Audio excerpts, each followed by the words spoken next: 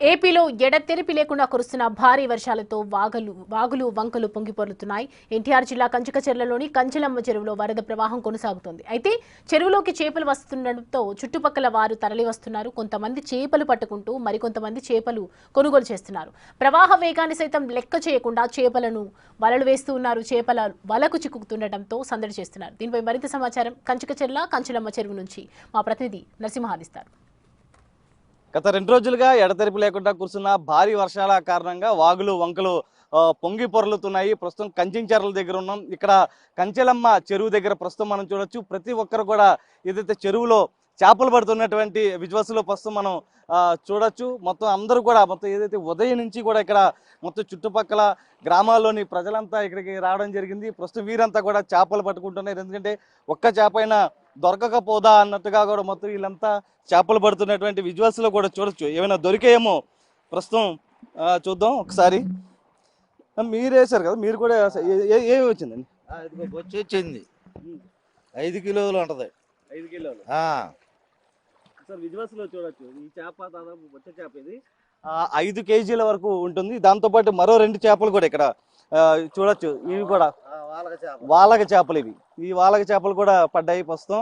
ఎందుకంటే కంచెలమ్మ చెరువుకు సంబంధించి ఎగువ నుంచి వాటర్ వస్తుంది. వాటర్ వచ్చిన వరద వచ్చిన సమయంలో కూడా ఈ చేపలు ఇక్కడ పడుతూ ఉంటారు. అంటే చుట్టుపక్కల గ్రామంలో ప్రతి ఒక్కరు వస్తుంటారు. మొత్తం ఎన్ని గ్రామాల నుంచి ఇక్కడికి వస్తారు?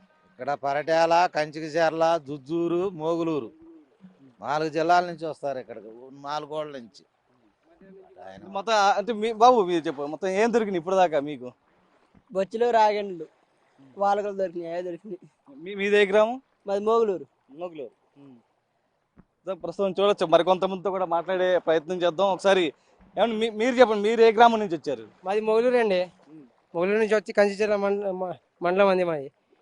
వస్తే చేపలు పట్టడానికి వచ్చామండి. రాగండి పిల్లలు, బొచ్చలు అవి పడుతున్నాయండి మావి. అంటే ఈ చెరువులో ఏమేమి వస్తూ ఉంటాయి ప్రధానంగా? చెరువులో బొచ్చలు, రాగండ్లు, మళ్ళీ మార్కులు, రూప్చేన్లు, బంగారు తీగలు అవి మొత్తం ఉంటాయండి. చేపలకు సంబంధించి మొత్తం ఉంటాయి. అంటే మీకేమేమి పడినాయి ఉదయం నుంచి? ఉదయం నుంచి మాకి గడ్డిమోస పడిందండి. పెద్ద గడ్డిమోస ఒక 5 కేజీలు 6 కేజీలు అయిందండి. అంటే ఇది ఇళ్ళకి తీసుకెళ్తారా లేకపోతే అమ్ముతారా ఇవన్నీ? అమ్ముతాం, తింటామండి మేము. అంటే ఎంత చెప్తారు ఒక్క కేజీ చేపకు సంబంధించి? ఇప్పుడు సపోజ్ 5 కేజీల బొచ్చ పడింది, ఎంత చెప్తారు కేజీ? అది కేజీ 200 అండి. అది వచ్చేసి 7 రూపాయలు పడిద్దండి. మిగతా చేపలు ఏ విధంగా అమ్ముతారు మొత్తం? అది కూడా అంతేనండి, రేటు తక్కువ ఉంటాయి. 100-200 ఉంటాయి. అంటే మిగతా ఎప్పుడైనా ఉంటుందా? ఓన్లీ ఈ వరద వచ్చినప్పుడు మాత్రమే? వరద వచ్చినప్పుడే అండి మాది షికారు సాగిది.